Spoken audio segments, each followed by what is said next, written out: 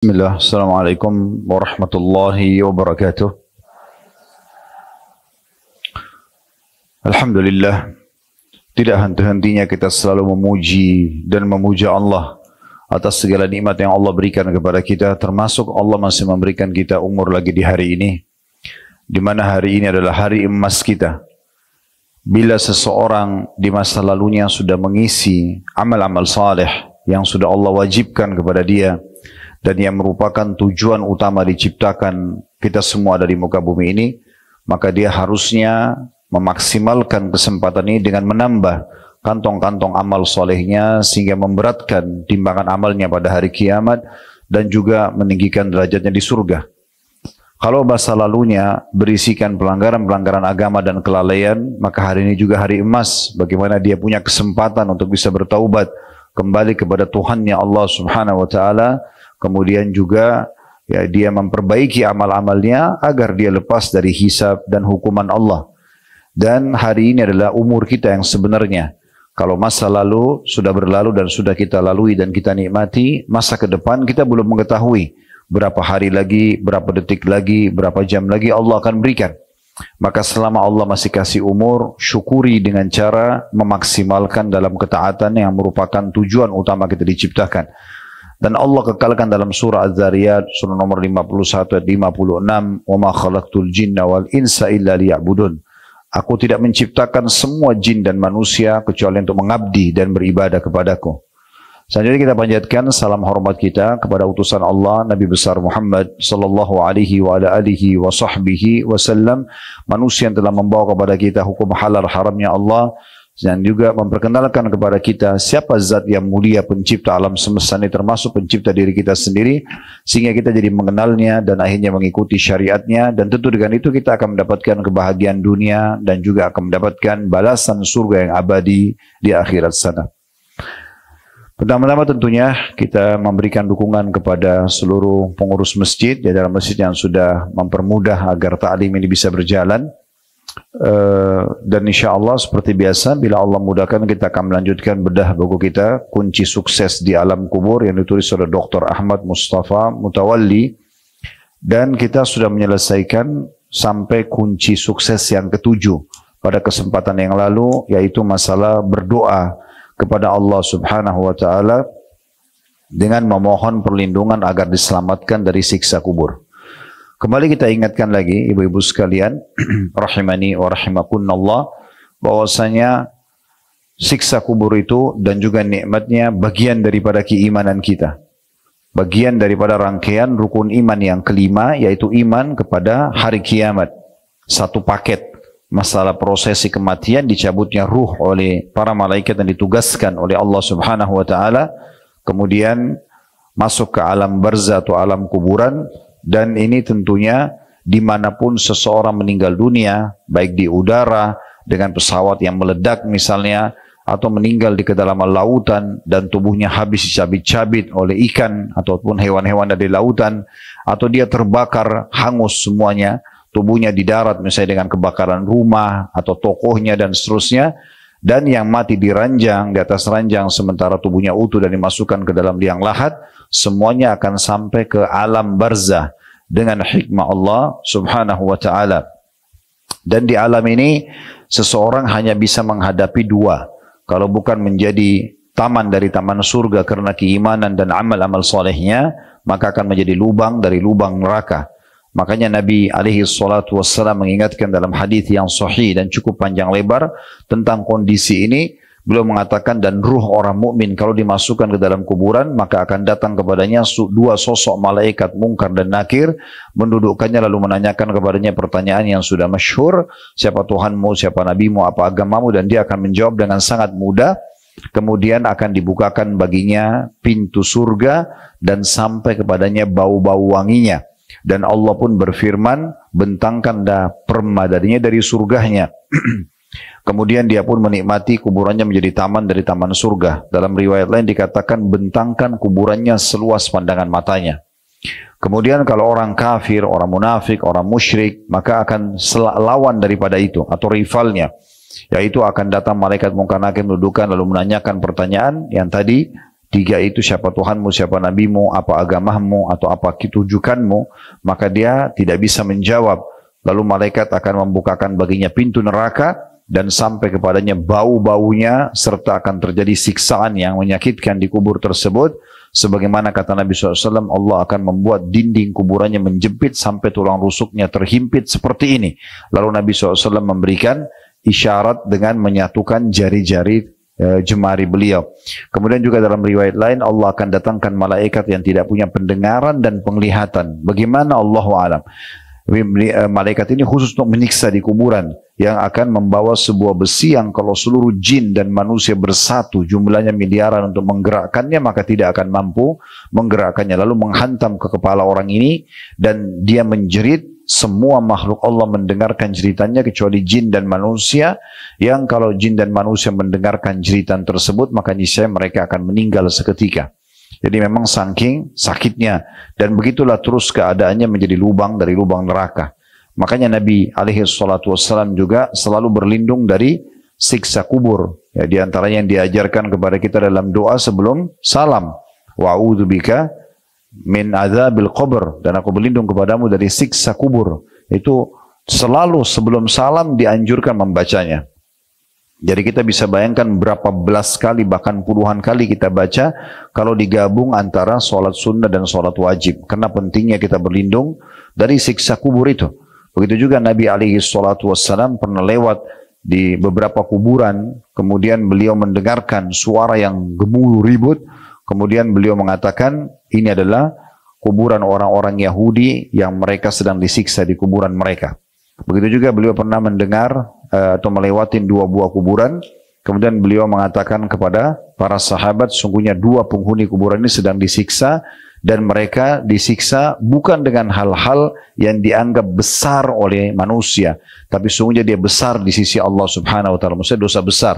Yang satu tidak cebok pada saat kencing, atau tidak bersih pada saat ceboknya, kemudian masih ada najisnya, dan yang kedua adalah namimah, suka mengadu domba orang lain. Dalam riwayat yang lain yang sahih juga, Nabi SAW pernah melewati kuburan, kemudian beliau meminta sahabat untuk mengambil pelapa kurma dan membelah duanya lalu menancapkan di kuburan dua tersebut, lalu mengatakan semoga saja siksa keduanya diringankan oleh Allah selama batang kurma atau pelapa kurma ini belum kering. Namun ini khusus mukjizat yang Allah berikan untuk Nabi SAW, tidak berlaku bagi kita. Bukan dengan kita meletakkan bunga di kuburan atau menancapkan pelapa kurma lalu kemudian bisa meringankan siksa kubur. Terbukti para sahabat tidak ada yang melakukan itu karena mereka tahu itu khusus untuk Nabi SAW. Dan kuburan ini awal perjalanan menuju ke akhirat. Sebagaimana kata Uthman radhiyallahu anhu pada saat melihat kuburan dan beliau menangis-nangis. Lalu beliau mengatakan, waktu ditanya, kenapa anda menangis? Bukankah anda sudah dijamin oleh Rasulullah SAW surga? Maka kata Uthman, kubur adalah awal perjalanan ke akhirat. Siapa yang selamat di sini, dia akan selamat di sana. Nah ini sebuah statement yang sangat menarik yang harusnya kita mengambil pelajaran. Dan bagaimana Nabi SAW mengatakan, kuntu nahaitukum an ziyaratil kubur fazruha fa inna tudzakkirul akhirah. Dulu di Mekah saya pernah larang kalian untuk ziarah kubur, sekarang ziarahilah karena dia benar-benar akan mengingatkan kalian akhirat. Jadi kita disunnahkan untuk mengunjungi, datang ziarah kubur, mengucapkan salam, mendoakan mereka.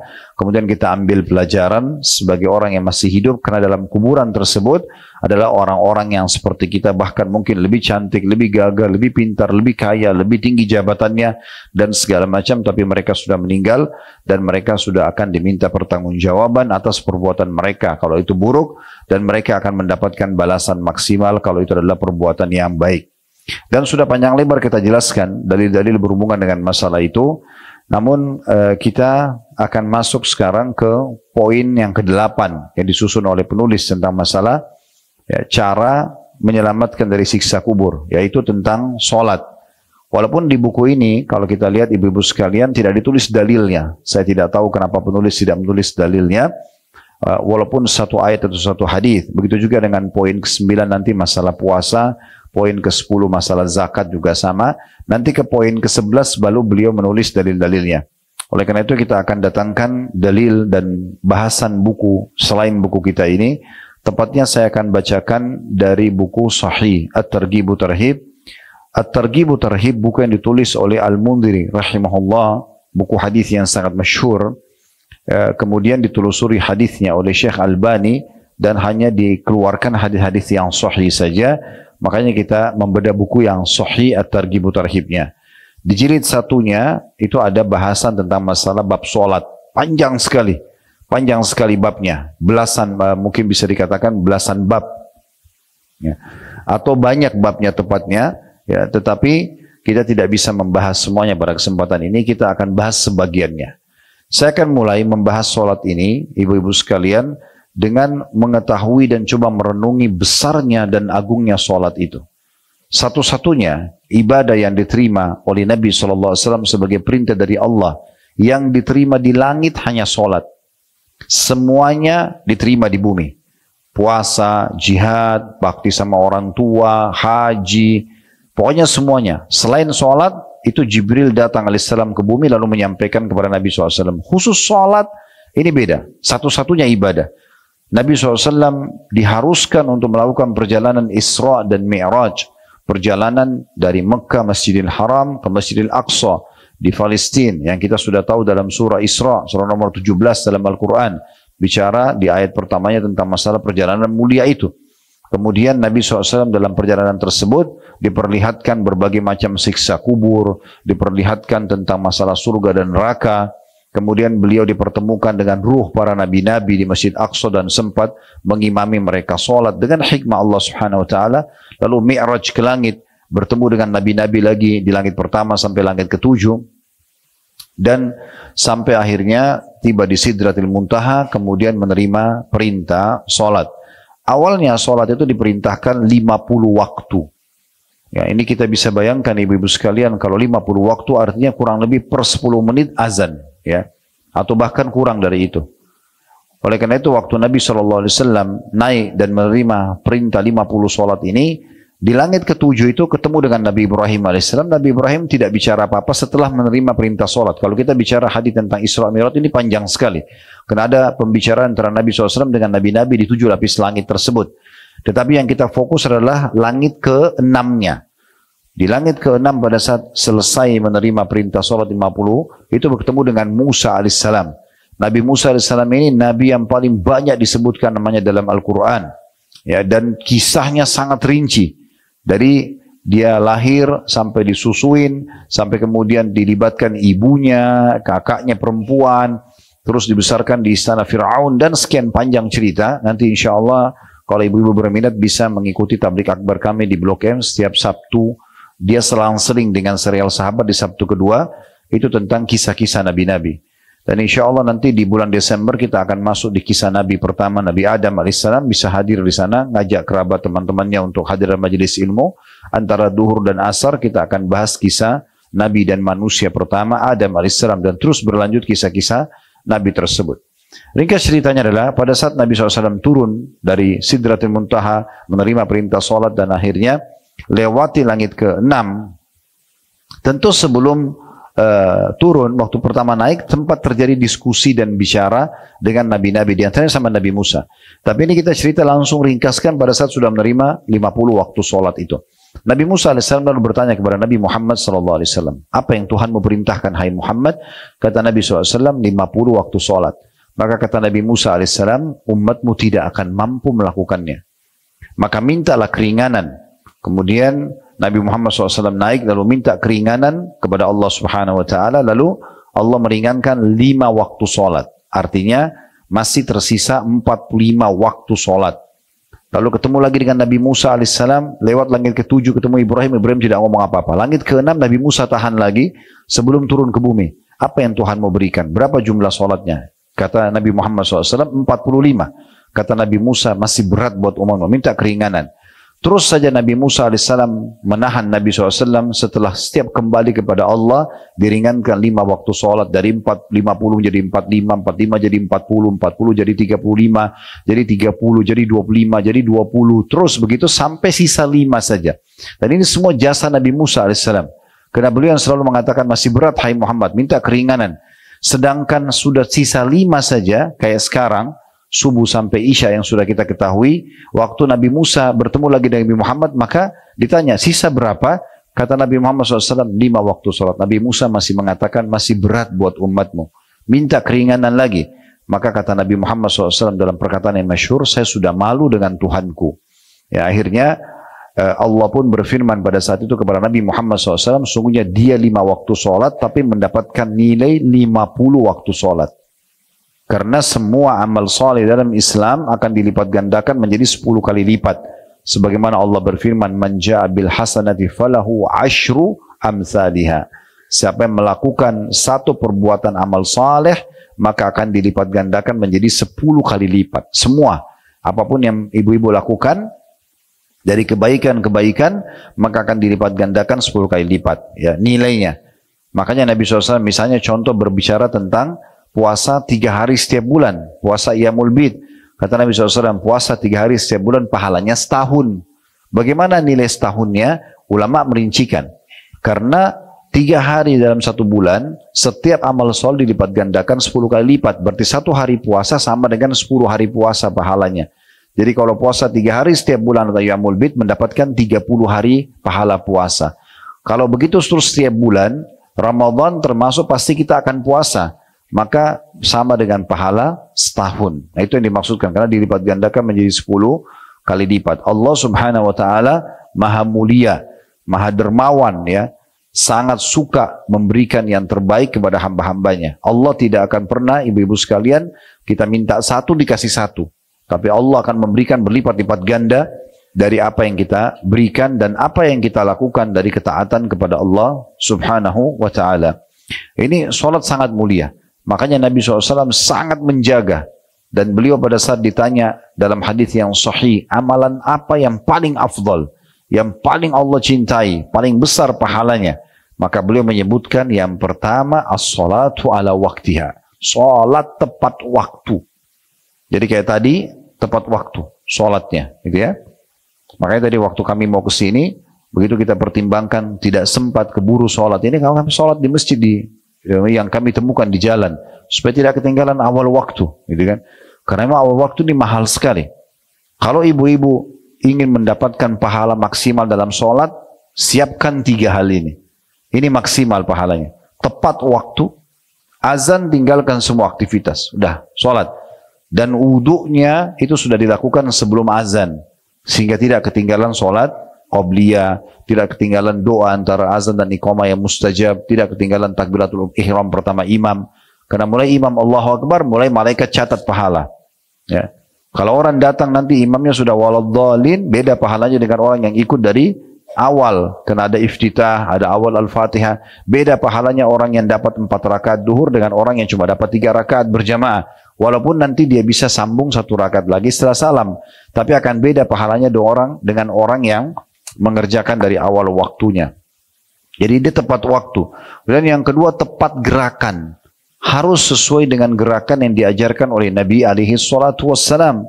Dan beliau mengatakan, sallu kama ra'aitumuni usolli. Salatlah kalian sebagaimana kalian melihatku salat. Dari takbiratul ihram, dari ruku, dari i'tidal, bangun dari ruku, sujudnya, duduk di antara 2 sujud, kemudian duduk pada saat mau berdiri ke rakaat kedua, namanya duduk istirahat dulu sejenak, kemudian berdiri ke rakaat kedua. Begitu terus sampai salam, semuanya harus sesuai yang dicontohkan oleh Nabi alaihi salatu wassalam, dan ini tidak boleh keliru. Ya, ini harus betul-betul sesuai dengan apa yang beliau ajarkan. Jadi tidak boleh kita mengarang-arang. Begitu juga ya, kita harus betul-betul selain tepat waktu, tepat gerakan, dan ini tidak boleh tergesa-gesa, karena salah satu yang membatalkan sholat kalau terburu-buru dalam gerakan sholat. Makanya Imam Bukhari rahimahullah menghususkan bab musi'us sholat, bab tentang orang yang buruk sholatnya. Kejadian seorang sahabat, karena dia buru-buru ingin duduk hadiri majelis Nabi SAW, lalu sholatnya buru-buru sekali, ruku sujudnya cepat sekali.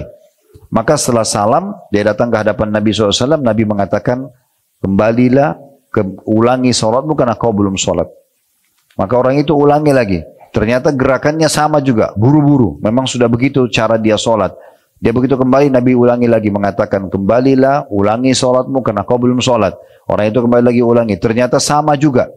Dia juga masih buru-buru. Sampai beberapa kali Nabi suruh dia mengulanginya sampai dia mengatakan, ya Rasulullah, saya tidak tahu selain ini, tolong ajarkan saya. Barulah Nabi SAW sampaikan, ya.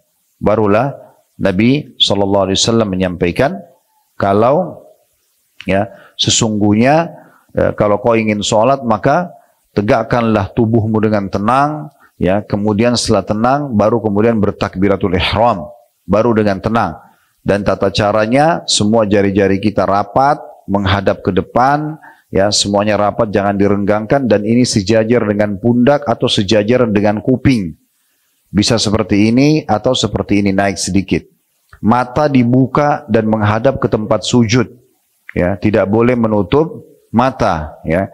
Karena Nabi SAW mengatakan dalam sebuah hadis, kalau Allah akan terus memandang mata seorang hamba selama matanya menghadap ke tempat sujudnya, ya.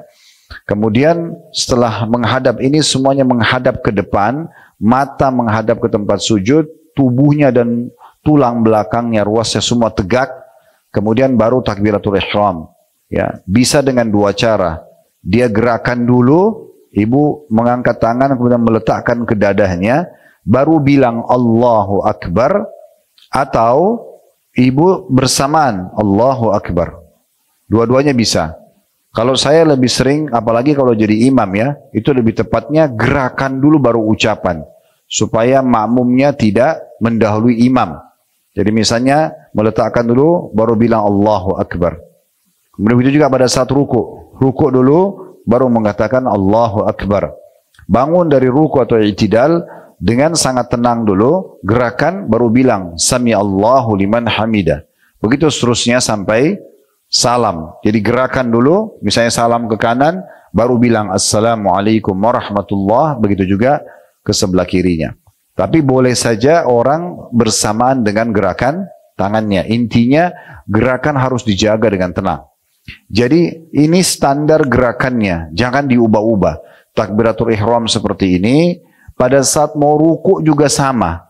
Jadi kita nanti begitu Allahu Akbar, pertemukan antara punggung dalam kanan dengan punggung kiri luar, ya. Seperti ini lalu digenggam. Atau bisa mempertemukan pergelangan kanan dengan pergelangan kiri. Misalnya seperti ini. Dua-duanya lalu diletakkan di awal dada. Ini yang disebutkan dalam hadis yang sahih. Jadi Allahu Akbar diletakkan di sini atau digenggam seperti ini. Mata tetap dibuka. Kalau sholatnya sholat sir, kecilin suara, duhur dan asar, dikecilin bukan dihilangin suara, tetap bersuara cukup yang kita dengar. Jadi mata terbuka, ruas tubuh tulangnya tegak, kemudian tetap mengeluarkan suara. Misalnya Allahu Akbar. Kemudian mulai baca iftitah yang kita dengar sendiri, Al-Fatih juga begitu. Jadi jangan hilangin suara. Kalau ibu sudah tutup mata, bacain dalam hati, ruangannya gelap, ini tidur. Ya. Jadi harus buka mata, jelas semuanya, tegak. Ya. Setelah begitu, baca, saya tidak sebutkan bacaan karena saya kan sudah kita tahu semuanya, iftitahnya, Al-Fatihah, Al-Surah. Kemudian ruku sama, ini kembali lagi, Allahu Akbar, mata tetap ke tempat sujud. Ini standarnya. Kemudian ruku dan usahakan punggung ibu itu rata. Caranya gimana? Jadi pada saat ruku, ibu jangan tundukin badannya, tapi ibu mengarahkan wajahnya ke depan. Ya. Jadi coba nanti kalau ruku itu kita tegak tetap dan turunnya begini. Jangan turunnya begini, ya. Sehingga bungkuk belakangnya. Jadi caranya turun tegak seperti ini, ya. Sama kalau berdiri juga sama. Kalau berdiri juga sama. Sami Allah liman hamidah, ini tegak aja langsung berdirinya. Ya, jadi kita tegak. Nabi SAW dikatakan dalam riwayat kalau ruku ditaruh bejana air tidak tumpah. Ya, jadi tidak bungkuk, ya. Jadi tegak. Yang saya temukan biasa kalau bapak-bapak biasa saya praktekin, saya suruh berdiri kemudian saya praktekin caranya. Rata-rata semuanya bungkuk. Kenapa? Karena turunnya dia bukan turun lurus ke depan, tapi dia turunnya begini. Ya, sehingga bungkuk pasti, mau nggak mau. Kemudian lutut digenggam. Ya, biasanya kalau ini sudah kita turunkan rata ke depan, itu terasa sekali otot paha belakang ketarik. Setelah betul-betul gerakannya tenang, baru baca Subhana Rabbiyal Azim 1 kali. Kasih waktu 1 detik saja. Lalu Subhana Rabbiyal Azim 1 detik lagi. baru subhanallah, jangan subhanallah, itu. Ya. Itu termasuk tidak tumaknina namanya, ya.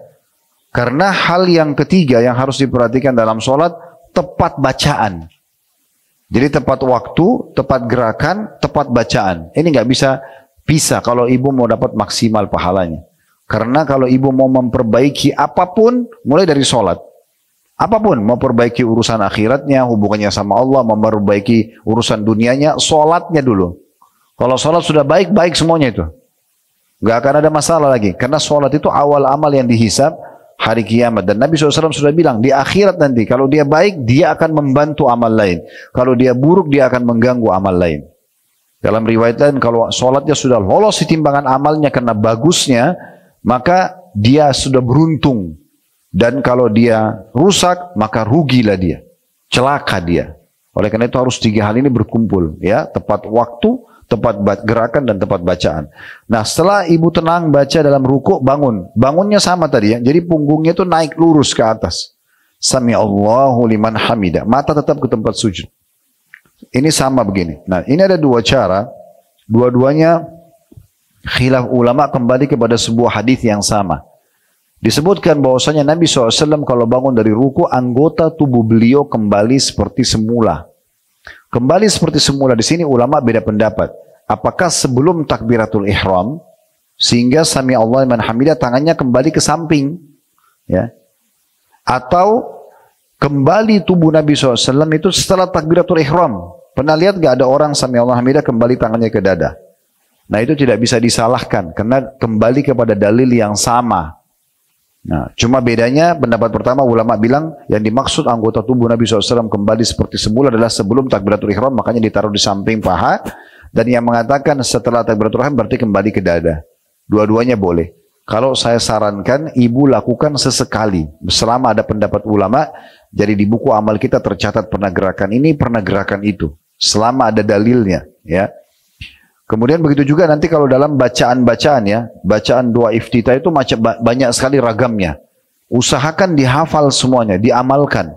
Kalau tidak bisa mungkin maksimalkan. Misalnya ada 7 bacaan iftitah, ibu bisa hafal 5, 6, kalau enggak mungkin 3, 2, atau 1, tapi paling tidak ada yang ibu pernah praktekin yang kedua, mungkin sekali atau 2 kali. Supaya dalam buku amal kita tercatat, kita pernah mengamalkan sunnah-sunnah Nabi alaihi salatu wassalam. Ini kalau kita ingin bahas panjang sekali ya, karena doa iftitah saja itu maknanya sangat dalam dan ragamnya banyak sekali lafadznya. Begitu juga dengan baca Al-Fatihah dengan sangat tenang, masing-masing ayat diberikan haknya. Baca surah juga makin panjang dibaca maka makin besar pahalanya. Oleh karena itu saya sarankan untuk menambah hafalan minimal di juz 30. Jangan inna ataina wal asr terus ya. Dan ingat, solat itu kita yang membutuhkannya. Allah nggak butuh dengan solat kita. Kenapa banyak orang solat buru-buru? Karena dia pikir dia store kewajiban. Ini keliru. Allah nggak butuh. Ibu kalau dari lahir sudah bisa solat, sudah bisa ngomong misalnya. Kan bayi nggak mungkin ya. Tapi kalau misalnya kita anggap bayi itu sudah bisa ngomong, udah faham, udah bisa solat. Ibu solat dari bayi sampai umur ibu 200 tahun. Allah tidak butuh dengan solat itu. Kita yang butuh. Dan kita harus tahu, per satu sholatnya, per satu gerakan, dan per satu bacaannya, itu akan sangat membantu kita di timbangan amal hari kiamat. Jangan sia-siakan. Jangan sia-siakan. Per gerakan, per bacaannya, semua akan ada nilai pahalanya. Jadi nggak boleh disia-siakan. Ini luar biasa keagungannya. Makanya syaitan berusaha datang, merusak amal-amal sholat itu, supaya hilang konsentrasinya, gitu ya. Makanya kata Nabi SAW, ada orang di hari kiamat tidak terima pahala sholat kecuali 3/4-nya. Ada yang cuma setengah, ada yang cuma 1/3, ada yang cuma 1/4, ada yang 1/10. Ada yang sholat yang nanti diremukkan seperti pakaian kotor dan dilempar ke wajahnya. Karena tidak sadar, Allah Akbar sadar, salamnya nanti sadarnya setelah salam, gitu kan? Karena semuanya mengkhayal tentang masalah janjian, kunci yang hilang, segala macam, gitu ya. Itu karena bisikan syaitan.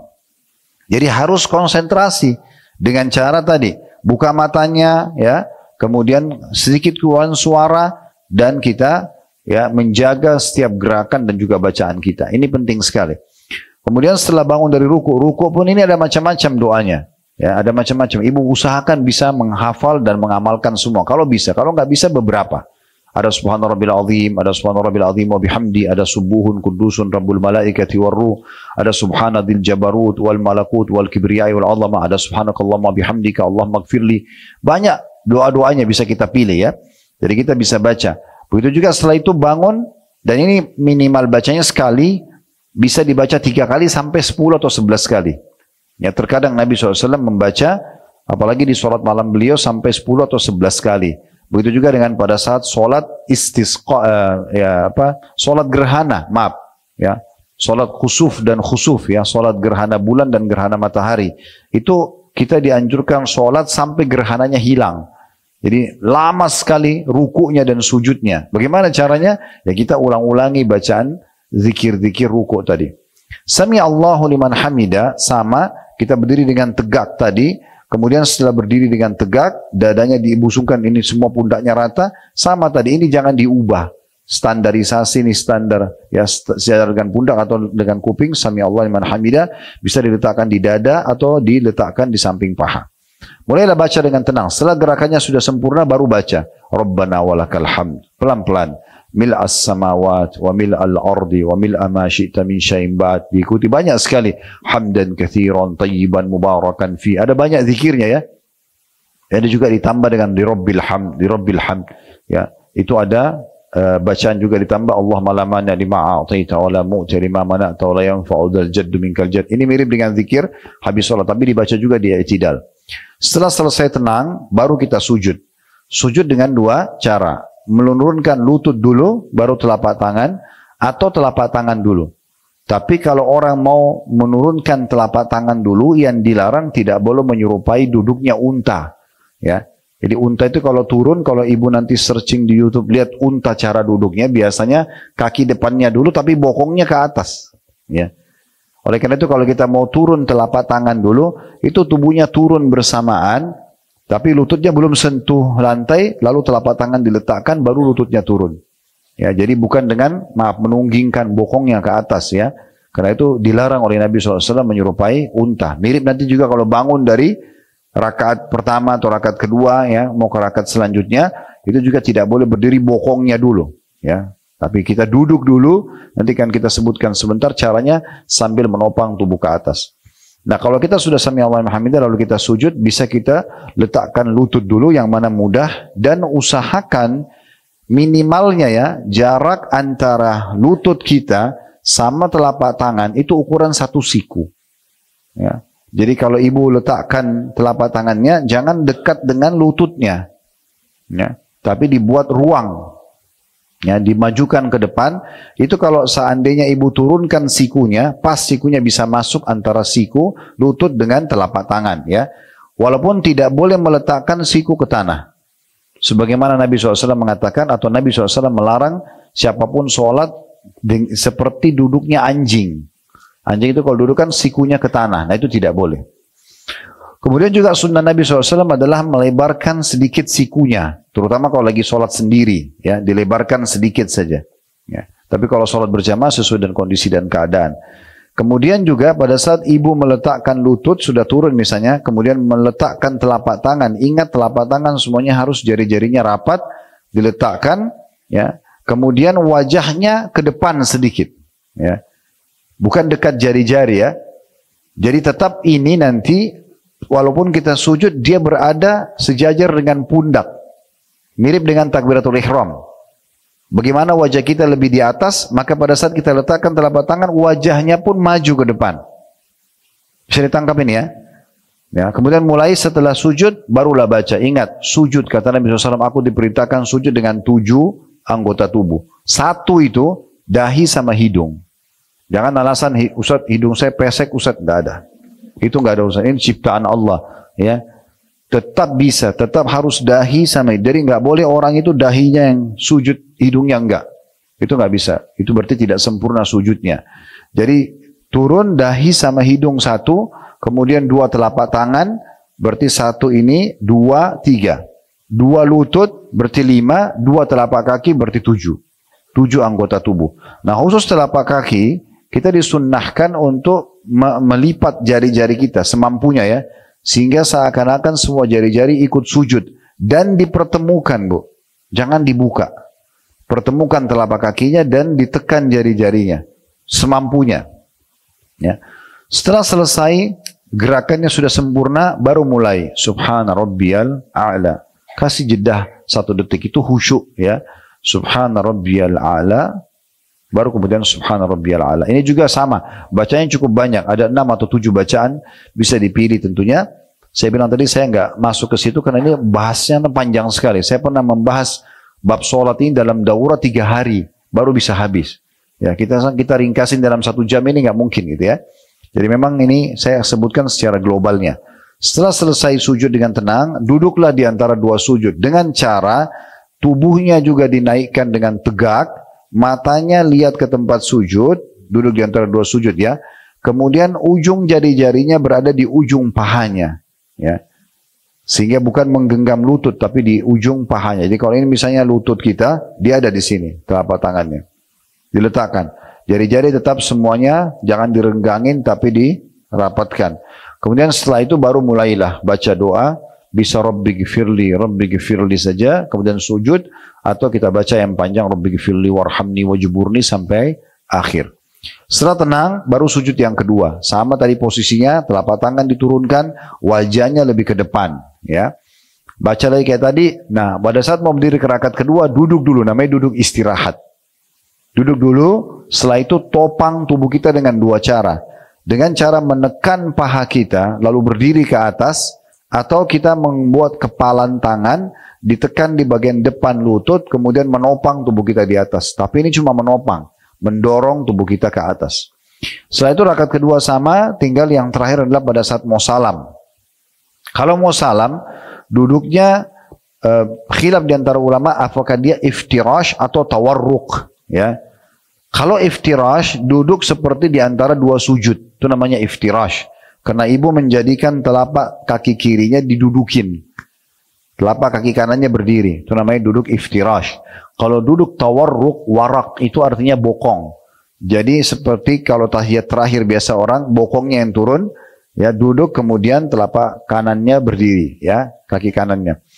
Nah, di sini khilaf di antara ulama. Kalau Imam Syafi'i rahimahullah mengatakan, di semua rakaat terakhir yang akan salam, apakah 1 rakaat misalnya kayak witir, rakaat terakhir 1 rakaat, atau 2 rakaat subuh, ataupun lebih daripada itu. Intinya di rakaat terakhir semuanya duduknya tawarruk.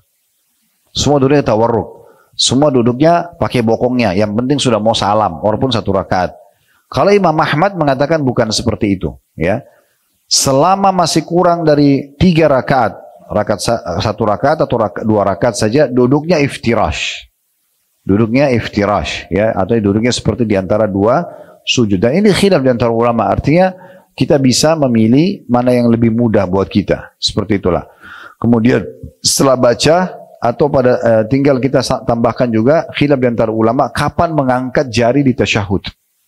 Ada yang mengatakan nanti pada saat syahadat, asyhadu an la ilaha illallah, seperti umumnya kita tahu. Ada juga yang mengatakan diangkat dari awal. Dari at-tahiyatu lillah wassalawat sudah diangkat jarinya. Ini khilaf di antara ulama dan kita boleh pilih salah satunya. Kemudian setelah selesai membaca semuanya, salam. Salamnya dengan menegakkan tetap tulang belakang kita. Jari telunjuknya ditutup. Setelah baca, kemudian mulai balik. Dikatakan Nabi SAW kalau salam, maka putih pipi beliau terlihat oleh makmumnya. Artinya bukan cuma menoleh, tapi balik. Assalamualaikum warahmatullah, sampai terlihat oleh makmum seakan-akan dan ini sejajar, ditahan sebentar, baru balik lagi. Assalamualaikum warahmatullah, sama juga. Jadi bukan cuma menoleh saja, ya. Dan Allahu a'lam, saya pribadi belum pernah menemukan dalil tentang masalah mengusap wajah setelah itu. Jadi setelah salam, maka sudah selesai sholatnya. Sudah selesai sholatnya. Jadi 3 hal ini harus diperhatikan, yaitu tepat waktu, tepat gerakan, dan tepat bacaan. Ini saya ringkaskan dari sekian banyak bab sholat itu ya. Sekarang kita masuk kepada motivasinya. Apa yang memotivasi kita supaya mau menjaga sholat itu? Biasa bahasa agama kita kan ceramah itu fadilah, ya, keutamaannya. Terlalu banyak. Saya akan bacakan, saya bilang tadi dari buku Sahih At-Targhib At-Tarhib dalam kitab sholatnya. Di antaranya hadis Abu Sa'id Al-Khudri radhiyallahu anhu, Dan hadis ini adalah hadis yang sahih diriwayatkan oleh Al-Bazzar dan juga At-Tabarani. Ya. Bahwasanya dia mendengarkan langsung Nabi SAW bersabda, "As-salawatul khamsu kaffaratun lima bainahuma." Salat 5 waktu itu benar-benar akan membersihkan dosa-dosa di antaranya. Thumma qala Rasulullah sallallahu alaihi wasallam, kalau Nabi SAW mengatakan, berikan perumpamaan, ara'aita law anna rajulan kana ya'tamil wa kana baina manzilihi wa baina mu'tamilihi 5 anhar fa idza ata mu'tamalahu amila fihi ma syaa Allah fa asabahu al-waskhu aw al-'araq fa kullama marra bi nahrin iktasal ma kana dhalika yubki min darani fakadhalika as-salah kullama amila khati'atan fada'a wastaghfara ghufira lahu ma kana qablaha. Kata Nabi SAW, bagaimana menurut kalian jika ada orang yang bekerja dan antara rumah dan tempat kerjanya ada 5 sungai yang dilewatin. Ini rumahnya, itu tempat kerjanya. Ada 5 sungai di antara rumahnya dan tempat kerjanya. Apabila dia mendatangi tempat kerjanya, dia bekerja keras sesuai dengan kehendak Allah, lalu badannya pun terkena kotoran dan keringat. Lalu setiap kali dia melewati sungai, maka dia mandi. Apakah hal itu masih menyisakan kotoran di tubuhnya? Tanda tanya. Artinya, dari tempat kerjanya dia ada 5 sungai ke rumahnya. Tadi waktu dia pergi dia nggak mandi. Tapi begitu sudah keringatan, sudah kotor, dia pulang ada 5 sungai. Dia mandi di sungai pertama, setelah bersih, dia mandi lagi sungai kedua, bersih, sungai ketiga, bersih, sungai keempat, bersih, sungai kelima, bersih. Baru tiba di rumahnya. Nabi tanya, apakah dengan 5 kali mandi di 5 sungai ini masih ada kotoran tubuhnya? Tanya, tentu kita sudah tahu jawabannya, nggak mungkin ada kotoran, 1 kali mandi aja sudah bersih, apalagi 5 kali. Maka kata Nabi SAW, begitulah sholat. Setiap kali dia melakukan kesalahan, lalu dia berdoa dan memohon ampun, maka kesalahan yang telah dilakukannya akan diampuni. Dalam riwayat lain, diriwayatkan oleh Imam Muslim dari hadis Jabir radhiyallahu anhu, ini hadis kedua kita. Dia mengatakan bahwasanya Rasulullah SAW bersabda, "Mathalus salawatil khamsi kamathali nahrin jarin ghamrin ala babi ahadikum yaktasilu minhu kulla yaumin 5 marrat." Perumpamaan salat 5 waktu adalah seperti sungai yang mengalir deras di depan pintu salah seorang dari kalian, di mana dia mandi darinya 5 kali setiap harinya. Jadi kalau hadis yang kedua ini lebih ringkas. Nabi SAW berikan gambaran, kalau di depan rumah seseorang di antara kita ada sungai, dia mandi sehari 5 kali. Ya. Maka sudah jelas dia akan bersih dari segala macam kotoran. Ya. Begitu juga dengan hadis yang lain. Hadis yang diriwayatkan oleh At-Tabarani dalam Mu'jam al-Saghir dan Mu'jam al-Awsat dengan sanad hasan. Ini hadis yang ketiga. Dari Abdullah bin Mas'ud radhiyallahu anhu. Ya. Dia berkata, Rasulullah SAW bersabda, "Tahtariqun, tahtariqun, fa idza shallaitumus subha ghasalatha, thumma tahtariqun, tahtariqun, fa idza shallaitumudz dhuhra ghasalatha, thumma tahtariqun, tahtariqun, fa idza shallaitumul 'ashra ghasalatha, thumma tahtariqun, tahtariqun, fa idza shallaitumul maghriba ghasalatha." ثم تحترقون تحترقون فإذا صليتم العشاء غسلتها ثم تنامون فلا يكتب عليكم حتى تستيقظوا. Jadi sebenarnya keutamaan sholat ini banyak sekali hadisnya ya. Saya coba memilah-milah hadis yang mungkin ibu masih jarang dengar. Ya. Apa itu? Di antaranya hadis ini, riwayat Tabarani, dengan sanad hasan. Kata Nabi SAW, kalian terbakar, kalian terbakar. Maksudnya banyaknya dosa yang kalian lakukan, ini membawa kalian kepada api neraka. Kalian terbakar, kalian terbakar. Dan apabila kalian sholat subuh, maka ia akan mencucinya atau memadamkan api yang bisa membakar. Kemudian kalian terbakar lagi. Maksudnya buat dosa antara subuh ke duhur. Apabila kalian sholat duhur, maka ia akan mencucinya dan membersihkannya. Kemudian kalian terbakar, maksudnya sampai menuju asar. Lalu apabila kalian sholat asar, maka ia akan mencucinya. Kemudian kalian terbakar, kalian terbakar. Dan apabila kalian sholat maghrib, maka ia akan mencucinya. Kemudian kalian terbakar, kalian terbakar. Dan apabila kalian sholat isya, maka ia akan mencucinya. Kemudian kalian tidur dalam kondisi itu, maka tidak dituliskan dosa atas kalian sampai kalian bangun. Nah, ini hadis-hadis seperti ini, hadis-hadis keutamaan ya. Mohon maaf kalau memang tidak sempat ditulis, karena memang cukup banyak hadis yang saya mau bacakan ya. Mungkin ibu bisa dengar. Nanti kalau mau lebih baik beli bukunya ini ya. Sahih At-Targhib Tarhib. Ya, ini diterbitkan oleh Darul Haq. Ya, memang dia 6 jilid. Ini jilid pertamanya. Bisa dibeli per jilid sebenarnya. Ya, bisa dimiliki nanti dan lihat di bab sholat dan ada di kitab sholat itu di bab nomor 13 yang saya baca ini. Jadi dia banyak sekali bab-babnya ya. Tapi tentang keutamaan ini, itu kita bacakan dari bab nomor 13 di kitab sholatnya. Ya. Kemudian hadis selanjutnya, hadis dengan sanad hasan di ghairihi, menjadi hasan karena dikuatkan dengan riwayat-riwayat lain. Dari hadis Anas bin Malik radhiyallahu anhu, dia berkata, Rasulullah SAW bersabda, Inna lillahi malakan yunadi inda kulli salah, ya bani Adam kumu ila niranikum allati awqadtumuha fa'adfi'uha. Sesungguhnya Allah memiliki malaikat-malaikat yang khusus mereka menyeru pada setiap waktu sholat kalau masuk ya, tadi waktu duhur. Tapi kita tidak bisa dengar suaranya. Tapi malaikatnya tugasnya untuk itu. Mereka menyeru, mengatakan, wahai anak cucu Adam, bangkitlah kalian kepada api yang telah kalian nyalakan, lalu padamkanlah dengan sholat itu. Diriwayatkan oleh Tabarani dalam Mu'jamul Awsat. Ya. Kemudian hadis selanjutnya juga hadis yang sahih. Hadis ini diriwayatkan oleh Tabarani dalam Mu'jamul Kabir.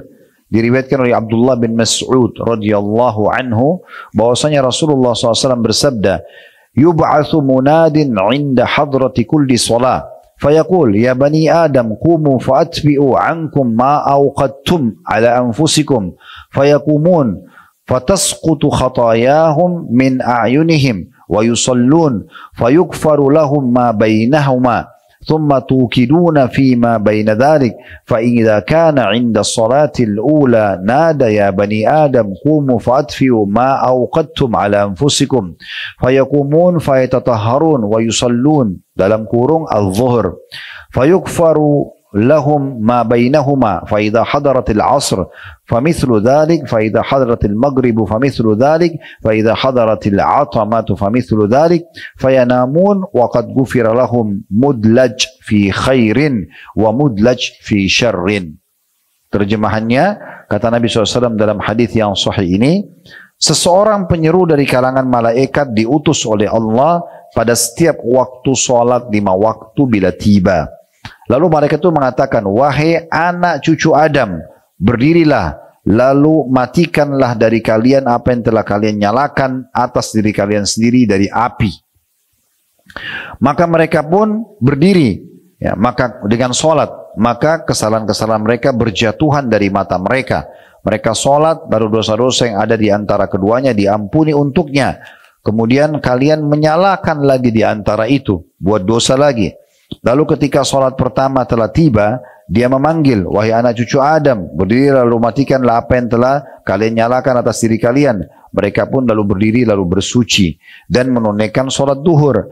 Maka dosa-dosa yang ada di antara keduanya diampuni untuknya.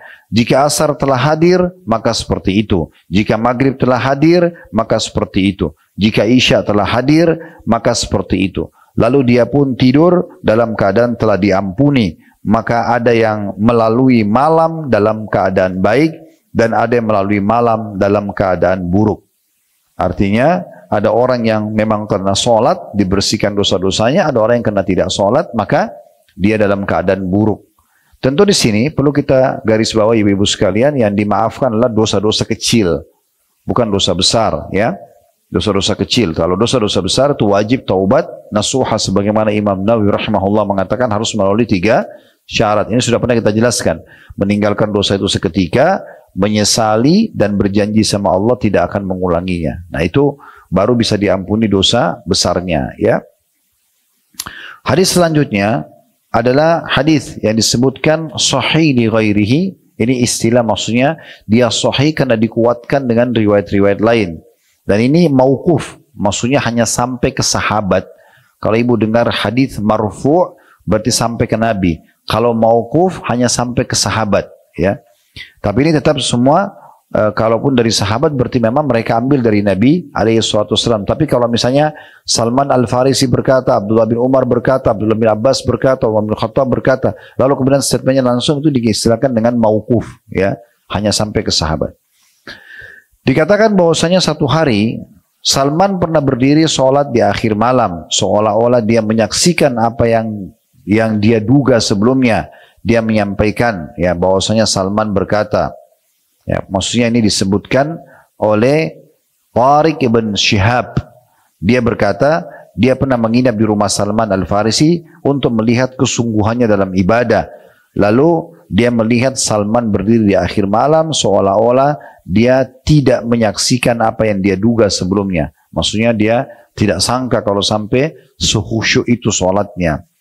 Lalu kemudian Salman berkata setelah salam kepada Tariq ibn Shihab, seorang tabi'in, Tariq ibn Shihab rahimahullah, dan Salman Al-Farisi sahabat Nabi.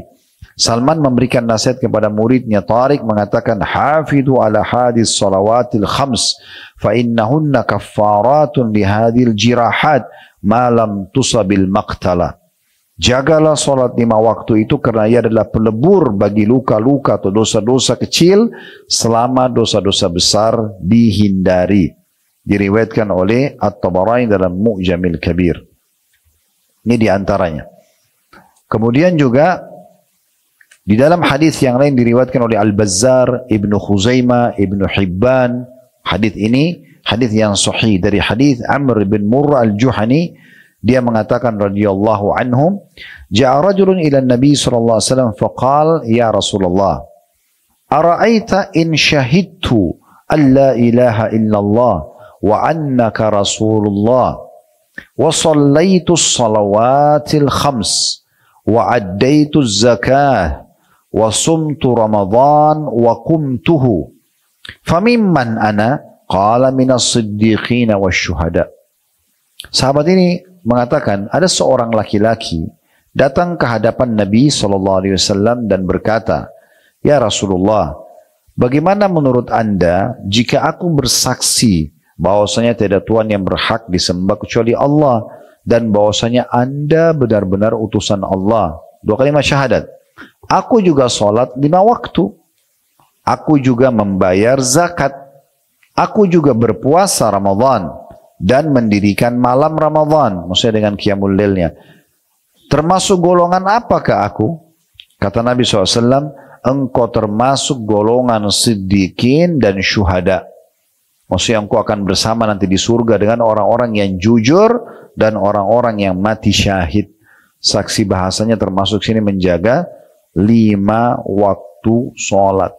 Jadi saking pentingnya menjaga 5 waktu salat ini luar biasa, sampai Umar bin Khattab mengatakan, ibu-ibu sekalian, tidak ada kedudukan dan posisi yang bisa diberikan kepada seseorang yang tidak memperhatikan salatnya. Mau jadikan teman, mau jadikan pasangan hidup, mau jadikan partner bisnis, mau jadikan tetangga, semua lihat salatnya. Salatnya bagus, oke, jadi tolak ukur. Dan itu pun bukan hanya sekedar salat, tapi dilihat tadi ketepatan waktu dia salat, ketepatan gerakannya, ketepatan bacaannya, betul dia khusyuk, baru kita layak jadikan sebagai teman. Kalau tidak, tidak usah, lupakan aja. Makanya banyak ibu-ibu mengeluh, Ustaz, saya sudah sekian tahun menikah tapi suami saya nggak pernah imami saya salat. Memang dari awal nikahnya sama yang tidak salat, ya kan? Makanya jangan cari suami di mall, ya. Jangan cari di karaoke, di bar, carinya di masjid, azan di saf awal. Nah itu layak jadi suami itu. Ya, di masjid, di majelis ta'lim tempat mereka, orang-orang sholat itu di situ tempatnya, di rumah Allah. Jadi salah ketemu di karaoke lalu berharap bisa sholat tahajud. Gimana caranya? Jadi ini penting sekali untuk diperhatikan. Baik, ya. Umar bin Khattab pernah, ibu-ibu sekalian, pada saat beliau ditusuk oleh Abu Lu'lu'. Itu tusukannya luar biasa. Dari belakang sini, sebelah kanan tulang rusuknya tembus sampai ke depan. Ya, saking dalamnya ditusuk oleh Abu Lu'lu'. Ya, dan waktu dites sama tabibnya disuruh minum susu, itu keluar dari 2 sisi, dari belakang, dari depan. Jadi udah nggak bisa diobatin. Di masa sekarang aja mungkin walaupun teknologi canggih, mungkin susah diselamatkan gitu ya, apalagi di masa itu. Lalu beliau pingsan karena sakitnya. Pas tiba waktu sholat, di sebelahnya beliau ada Ali bin Abi Thalib yang pada saat itu tentu sahabat dulu dan penasehatnya dan sekaligus mertuanya beliau. Karena istri terakhirnya Umar, anaknya Ali bin Abi Thalib, namanya Ummu Kalthum. Ya. Jadi dan di sebelahnya Ali bin Abi Thalib ada Abbas, pamannya Nabi. Maka Abbas berkata kepada Ali, bagaimana caranya ini? Azan sudah dikumandangkan. Kita biarkan Amir Mukminin pingsan atau kita bangunkan? Dia lagi pingsan, dia lagi sakit, bukan ketiduran ya. Orang tidur dibangunin gampang. Ini orang pingsan, gimana caranya? Kata Ali, saya tahu caranya. Kita tinggal teriakkan di kupingnya, sholat, dia akan bangun. Itu Umar, lagi pingsan, lagi bolong, itu bisa bangun. Maka Ali bilang, ya Amir Mu'minin, as-sholah. 2 kali atau 3 kali Ali ulangi, Umar langsung bangun. Dalam kondisi pingsan, langsung bangun. Lalu kata Umar, ya, tidak ada kedudukan dalam Islam bagi orang yang tidak sholat. Lalu beliau sholat.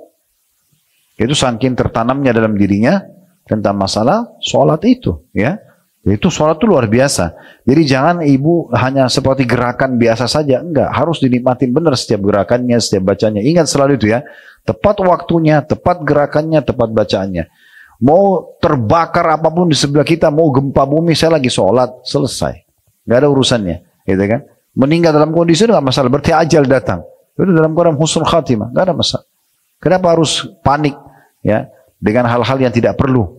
Apalagi panik hanya karena mau jawab telepon temannya, hanya mau baca WA, akhirnya sholatnya nggak konsentrasi. Ya, ini yang senyum-senyum tahu diri ya. Kita baca selanjutnya dalil hadis yang diangkat setelah itu. Dikatakan hadis ini hasan sahih, diriwayatkan oleh Tabarani dalam Mu'jamul Kabir juga.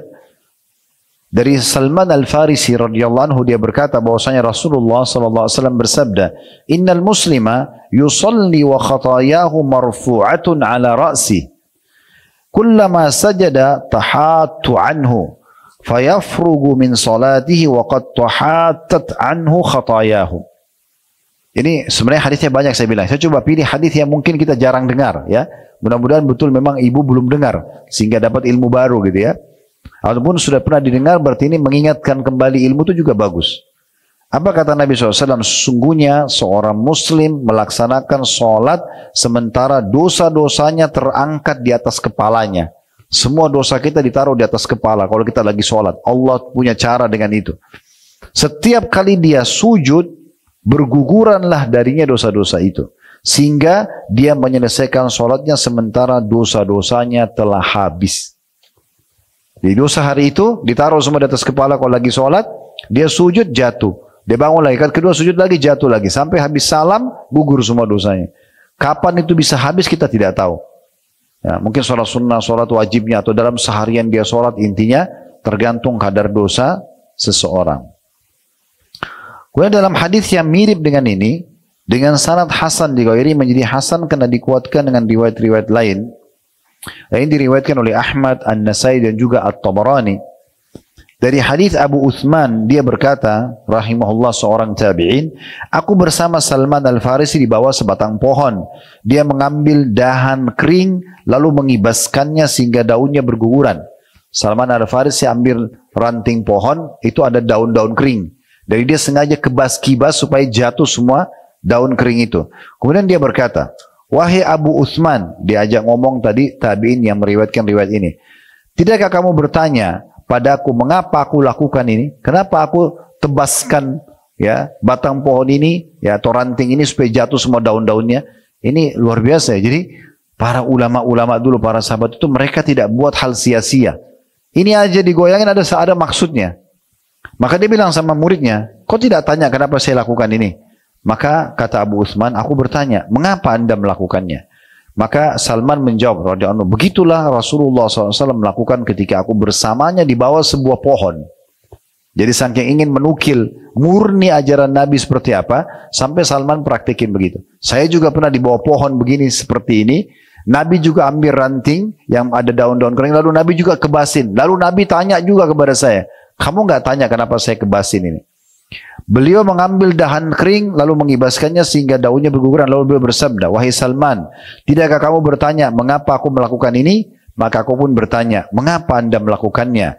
Lalu Rasulullah SAW bersabda, ini hadisnya, Innal muslima idza tawadda fa ahsana al-wudu' thumma shalla as-salawatil khams tahattat khatayahu kama tahattu hadzal waraq wa qala aqimis salata tarafay an-nahari wa zulafan min al-lail innal hasanati yudhibna as-sayyi'at dzalika dzikra lidz-dzakirin.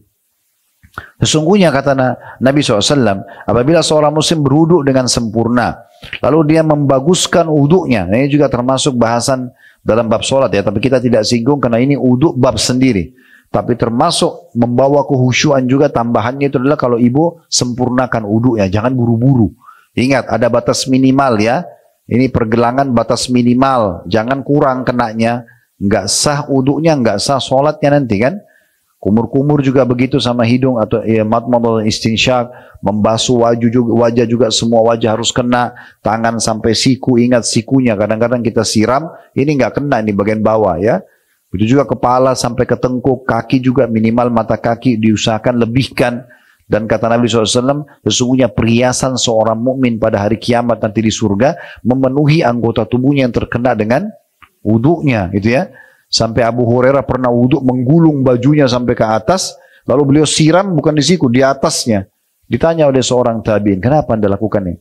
Dia mengatakan, karena saya mendengarkan Rasulullah SAW bersabda, perhiasan seorang mukmin akan dipenuhi tubuhnya yang tersentuh dengan air wudhunya. Jangan dibayangkan ini emas atau perak ya. Perhiasan kita tidak tahu apa. Allah SWT Maha Kuasa, nanti di surga dikasih apa yang jelas dapat perhiasan gitu ya. Begitu juga nanti anggota tubuh ini akan mengeluarkan cahaya yang terang di hari kiamat. Sebagaimana Nabi SAW bersabda kepada para sahabat. Ini saya datangkan hadis lain dulu, nanti kita kembali ke hadis kita ya. Kata Nabi SAW, saya ingin sekali melihat saudara-saudaraku. Kata para sahabat, ya Rasulullah, kami saudara-saudara anda. Kata Nabi SAW, bukan. Kalian adalah sahabat-sahabatku. Saudara-saudaraku yang datang nanti sepeninggalku. Ya kita-kita ini dianggap saudara oleh Nabi SAW. Maka kata para sahabat, ya Rasulullah, bagaimana anda mengenal mereka? Sementara nanti ketemunya di mahsyar. Kan kita nggak mungkin ketemu Nabi di dunia. Nabi sudah meninggal. Ketemunya nanti di mahsyar, hari kebangkitan. Kata Nabi SAW, kalau seandainya seseorang punya kuda-kuda yang banyak, tapi di antara kuda itu ada kuda yang bagian bulu dahinya, kan kuda itu ada bulu rambutnya di sini ya. Itu berwarna putih dan keempat kakinya bulunya juga berwarna putih. Bisa dibedakan dari kuda-kuda yang lain? Kata para sahabat, tentu ya Rasulullah. Artinya yang lain tidak begitu, tapi dia sendiri kuda ini begitu. Tentu saja bisa dibedain, gitu kan? Maka kata Nabi SAW, begitulah mereka datang hari kiamat dari tempat-tempat wudhu mereka mengeluarkan cahaya yang terang, gitu ya. Jadi tenang ya, jangan buru-buru sekali wudhu. Ini biasa kalau saya jelaskan dalam pelatihan sholat ini, tenang. Dan ingat, jangan mubazir air. Pakai pelan-pelan saja. Jangan keran ini terus sambil ngobrol sama teman. Ini air jalan terus ya. Gak boleh mubazir. Gosok telapak tangan dengan tenang. 1, 2, sampai 3. Kumur-kumur. Ambil satu cakupan dengan telapak tangan. Masukkan di mulut kumur-kumur. Sisanya hirup di hidung. Namanya istinsyak. Dihirup. Kata Nabi SAW, kuatkan istinsyak kalian kecuali kalian sedang puasa. Lalu istinthar. Keluarkan dengan tangan kiri. Baru basuh wajah. Ya, sudah tenang, sudah 3 kali, baru tangan sampai siku. Kanan dulu sampai 3 kali, baru kiri 3 kali. Baru kepala disentuh dari awal tumbuh rambut sampai ke tengkuk. Ya, kalau laki-laki boleh dikembalikan lagi ke depan. Kalau perempuan tinggal nepuk-tepuk saja. Ditepuk-tepuk sampai ke depan. Semua dilakukan 3 kali kecuali kepala saja 1 kali. Kemudian kaki juga begitu. Sunnahnya menyelat-nyelatkan jari tangan di jari kaki, Bu ya. Ini telapak kaki Ibu masukkan jari-jari tangannya supaya semua kena air. Ya. Dimasukkan kanan dulu sudah selesai, minimal mata kaki lebihkan tidak masalah. Begitu juga tangan kaki kiri, baru selesai. Setelah selesai jangan lupa baca syahadat. Asyhadu an la ilaha illallah wahdahu la syarika lahu, asyhadu anna Muhammadan abduhu wa rasuluh. Kata Nabi SAW, siapa yang baca ini selesai wudu, terbuka untuknya 8 pintu surga. Habis wudu baca syahadat. Dalam riwayat Tirmidzi ditambah Allahumma ja'alni minat tawwabin wa ja'alni minal mutatahhirin. Ya Allah, jadikanlah aku orang yang suka bertobat dan juga suka bersuci, gitu ya. Nah, kita kembali ke hadis kita tadi. Kata Nabi SAW, tidak ada seorang muslim yang berwudu lalu dia membaguskan atau menyempurnakan wudunya. Tenang, tadi sudah kita sampaikan. Kemudian dia melakukan sholat 5 waktu. maka kesalahan-kesalahannya berguguran seperti daun ini berguguran. Seperti tadi waktu ditebasin ya ranting yang ada daun keringnya. Lalu kemudian beliau membaca firman Allah Subhanahu wa taala dalam surah Hud ayat 114 yang artinya surah Hud ayat 114, dan dirikanlah sholat itu pada kedua tepi siang, maksudnya pagi dan petang, dan pada bagian permulaan pada malam. Ya, sesungguhnya perbuatan-perbuatan baik itu akan menghapus perbuatan-perbuatan buruk. Itulah peringatan bagi orang-orang yang mau mengingatnya. Itulah peringatan bagi orang-orang yang mau mengingatnya. Kemudian selanjutnya, hadis yang mungkin kita bacakan juga.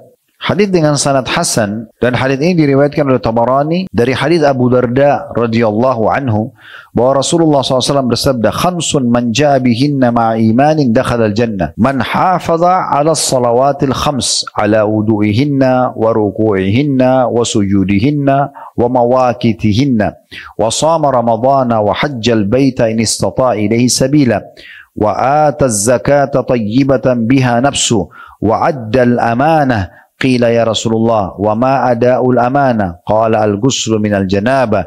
Inna Allah lam ya'man ibna Adam ala syai'in min dinihi ghairaha. Kata Nabi SAW 5 perkara.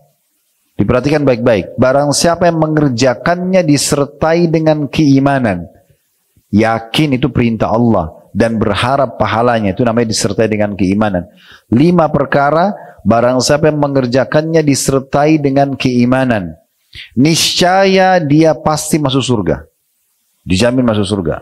Yang pertama, ini yang jadi saksi bahasan kita, orang yang menjaga sholat 5 waktunya. Lalu Nabi rincikan, menjaga wudunya, menjaga rukuknya, menjaga sujudnya, dan ketepatan waktu-waktunya. Ya, ini sholat.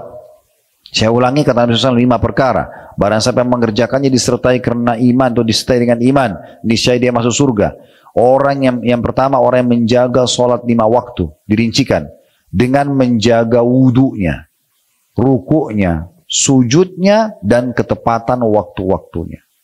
Ya, sebenarnya ini sholat 5 waktu, menjaga wudunya, rukuk sama sujud sudah kita tahu. Ya.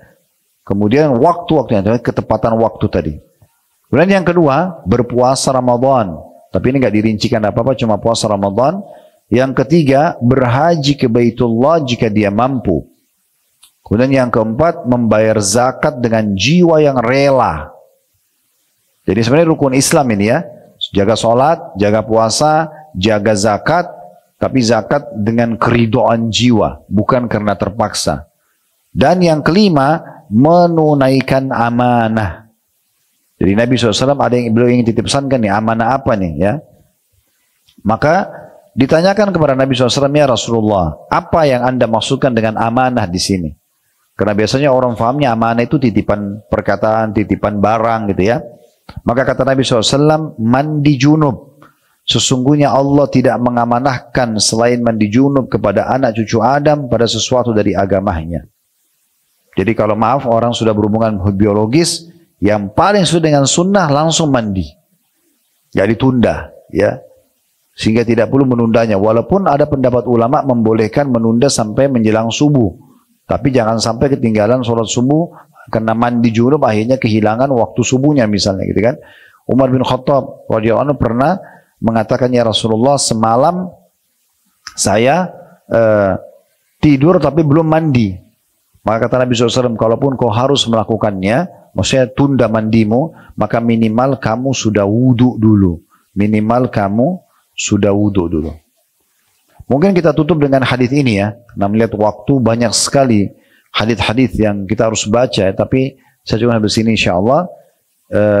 Dari hadis, dan ini sanad sahih Sa'ad bin Abi Waqqas radhiyallahu anhu, beliau mengatakan, kana rajulani akhawan fahalaka ahaduhuma qabla sahibihi bi 40 lailah. فذكرت فضيلة الأول منهما عند رسول الله صلى الله عليه وسلم فقال رسول الله صلى الله عليه وسلم ألم يكن الآخر مسلما قالوا بلى وكان لا بأس به فقال رسول الله صلى الله عليه وسلم وما يدريكم ما بلغت به صلاته إنما مثل الصلاة كمثل نهر عذب غمر بباب أحدكم yaqtahimu fihi kulla yawmin 5 marrat fama tarawna dhalika yubki min daranihi fa innakum la tadruna ma balagat bihi salatu. Terjemahannya, kata Sa'ad bin Abi Waqqas radhiyallahu anhum, dahulu ada 2 orang bersaudara, adik kakak. Salah seorang dari mereka mati 40 malam mendahului yang lainnya. Jadi salah satunya mati, lalu 40 hari setelah itu baru mati yang kedua. Lalu keutamaan orang yang pertama disebut-sebut di hadapan Rasulullah SAW. Karena yang pertama mati di mata para sahabat lebih soleh daripada yang kedua mati. Maka Rasulullah SAW bersabda, bukankah yang mati terakhir ini, tadi saudaranya mati 40 hari yang sebelum, tapi lebih soleh menurut para sahabat. Bukankah yang baru mati tadi ini, ya, beda 40 hari, adalah muslim juga? Para sahabat menjawab, benar, dia orang yang tidak memiliki aib. Maksudnya oke lah, tapi lebih soleh orang yang sebelumnya itu. Maka Rasulullah SAW mengatakan, apa yang memberitahukan kalian, ya, sejauh mana sholatnya? Maksudnya dari mana kalian bisa menilai orang ini lebih rendah daripada orang itu? Sementara jarak bedanya 40 hari. Ya, dari mana kalian bisa tahu orang ini lebih rendah derajatnya sementara 40 hari dia sempat sholat? Karena perumpamaan sholat adalah seperti sungai sejuk lagi deras di pintu salah seorang dari kalian di mana dia mandi padanya setiap hari 5 kali.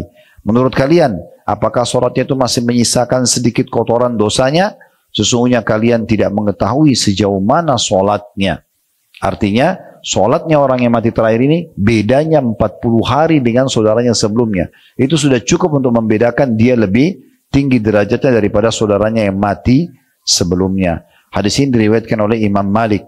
Riwayat yang lain yang disebutkan oleh Ibnu Khuzaimah dari Amir bin Sa'ad bin Abi Waqqas, dia mengatakan, aku mendengarkan Sa'ad ayahku berkata bahwasanya Rasulullah SAW bersabda, karena rajulani akhawani fi, maaf, kata Sa'ad bahwasanya karena rajulani fi ahdi Rasulillah SAW wa kana ahaduhuma afdala min al-akhar wa tuwfiya alladhi huwa afdaluhuma thumma ummira al-akharu ba'dahu 40 layla ثم توفي فذكر ذلك لرسول الله صلى الله عليه وسلم فقال ألم يكن يصلي قالوا بلى يا رسول الله وكان لا بأس به فقال رسول الله صلى الله عليه وسلم وما يدريكم ما بلغت به صلاة.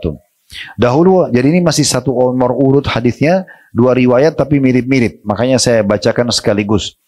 Di riwayat yang lain tadi dikatakan oleh riwayat Ibnu Khuzaimah, dia kata Nabi, di masa Nabi SAW ada 2 orang bersaudara, ya. Salah seorang dari keduanya lebih soleh dari yang lainnya. Yang lebih soleh itu wafat terlebih dahulu. Yang lainnya dipanjangkan umurnya sekitar 40 malam setelah yang soleh tadi mati. Lalu hal tersebut disebutkan di depan Rasulullah SAW. Maka Nabi mengatakan tentang orang yang kedua yang dianggap tidak sesoleh yang pertama. Bukankah dia sholat? Para sahabat mengatakan, benar ya Rasulullah. Orang yang kedua ini tidak memiliki aib. Cuma saja dia tidak sesoleh yang pertama. Maka kata Nabi SAW, apakah yang memberitahukan kalian, ya, Allah yang lebih mengetahui sejauh mana sholatnya? Maksudnya, kenapa kalian bisa menilai orang ini lebih sedikit, padahal sebenarnya dia sempat sholat berapa waktu, 40 malam dibandingkan saudara itu sudah cukup membandingkan derajatnya di surga. Jadi kalau kita mau baca hadis-hadis ini cukup banyak sekali hadis-hadis yang mungkin tidak memungkinkan kita membaca semua. Tinggal mungkin saya ingin tambahkan tentang masalah sholat berjamaah. Kita tutup dengan ini. Jadi kalau ibu bisa sholat berjamaah jauh lebih baik, lebih afdal, ya. Walaupun ibu punya hukum sendiri. Ibu kalau lebih afdal sholat di rumah sendiri atau berjamaah. Tapi selama bisa berjamaah di rumah atau ikut ke masjid itu bisa dilakukan juga. Dan ibu boleh ke masjid. Sebagaimana sabda Nabi SAW, la tamna'u ima Allahi masajidullah. Jangan kalian menolak atau melarang hamba-hamba Allah wanita untuk menuju ke masjid. Kalau ibu lagi lowong, ya, maaf, apalagi yang sudah sepuh mungkin, anak-anak sudah besar semua, suami lagi pergi kerja, ibu lagi rumah dekat masjid, pergi aja sholat ke masjid, nggak ada masalah. Walaupun lebih afdal di rumah, ya, karena boleh perempuan sholat di masjid, bukan tidak boleh. Tapi sholat berjamaah ini, ya, kalaupun ibu mau kerjakan di rumah, usahakan, misalnya maaf ada pembantunya, ada anaknya, jangan sholat sendiri. Bahkan boleh ibu kalau misalnya ada suami di rumah membahasakan ke beliau, nanti kalau habis sholat di masjid segera pulang imami saya ya, boleh. Ya, nanti suami sholat lagi, tapi sudah hukumnya sunnah buat dia. Disebutkan dalam sebuah riwayat Mu'adz bin Jabal radhiyallahu anhu, beliau seringkali sholat bersama Nabi SAW, lalu beliau pulang lagi mengimami kaumnya. Dan dalam riwayat yang lain pernah ada sahabat telat masuk dalam masjid, sementara orang sudah salam, lagi berzikir, dia baru mau sholat sendirian. Lalu Nabi SAW tahan dulu, sebentar, jangan kamu sholat dulu. Lalu beliau bersabda kepada jemaah di masjid, siapa yang mau bersedekah untuk saudaranya ini? Maksudnya temani dia sholat. Lalu Abu Bakar berdiri mengatakan, saya Rasulullah. Abu Bakar lalu sholat dengan orang tersebut, Abu Bakar baru salam. Tapi di sini hukumnya sudah hukum sunnah, supaya jangan sholat sendirian. Ya, sholatnya berjamaah. Karena kata Nabi SAW, as-salatu fi jama'atin ta'adilu 25 sholat. Sholat berjamaah, yaitu dilipat gandakan 25 sholat jika menunaikan dilipat gandakan 25 kali sholat dibandingkan sholat sendiri. Ya, jadi ini kedudukannya besar. Artinya gini, kalau ibu kerja di satu perusahaan atau ada dua perusahaan menawarkan kerja, yang satu gajinya 1 juta, yang satu gajinya 25 juta, yang mana ibu pilih? Nah, kalau uang cepat, langsung. Kalau sholat kenapa selalu pilih yang satu? Kenapa nggak pilih yang berjamaah? Kadang-kadang satu rumah itu ada ibu sama anaknya, nggak diajak anaknya sholat berjamaah, atau nggak diajak pembantunya sholat, atau nggak diajak suaminya sholat bersama. Ini sayang sekali. 25 kali lipat. Akumulasinya itu besar sekali kalau sudah dikali 1 bulan, 1 tahun. Itu kan banyak banget. Kalau 25 sholat subuh misalnya sholat berjamaah, duhur begitu, asar begitu, maghrib, 25 kali 5, 125 kali sholat. 1 hari, 5 waktu sholat. Dibandingkan sholat sendiri cuma 5. 5 dengan 125 kali 1 hari itu. Kalau 1 minggu, 1 bulan, jadi jangan sholat sendiri. Kecuali darurat ya. Kita tidak ada orang yang temani segala macam. Kalau kita misalnya sudah biasa sholat berjamaah tapi kemudian tidak dapat orang, maka insya Allah mudah-mudahan kita berharap Allah catatkan kita pahala berjamaah. Karena kita ingin sekali berjamaah, cuma tidak ada. Nah, ada keutamaan yang perlu saya tambahkan di sini dalam riwayat yang sama ini. Kalau seandainya ibu berada di satu lokasi sendirian di sebuah padang pasir, kayak orang-orang Badui ya, mereka tinggal di padang pasir, atau orang tinggal di gunung sendirian ya, tapi tetap dia jaga sholatnya, ini pahalanya besar sekali. Bisa 50 kali lipat sholat pahalanya. Sebagaimana sabda Nabi SAW, فَإِذَا صَلَّهَا فِي فَلَاتٍ فَأَتَمَّ رُكُوعَهُ وَسُجُودَهَا بَلَغَتْ 50 sholat. Kalau dia sholat di satu wilayah atau di sebuah padang yang sepi sendirian dia, karena ada biasa begitu di kampung-kampung ya, dia tinggal sendiri di gunung, jauh sekali. Atau orang-orang di padang pasir penggembala domba, dia bawa dombanya jauh, dia nggak bisa kembali ke kota jauh. Tapi begitu azan dia tetap sholat, maka karena dia dirikan sholat, dia dapatkan pahala 50 sholat. Ya, karena tetap mendirikan sholat itu. Allahu a'lam.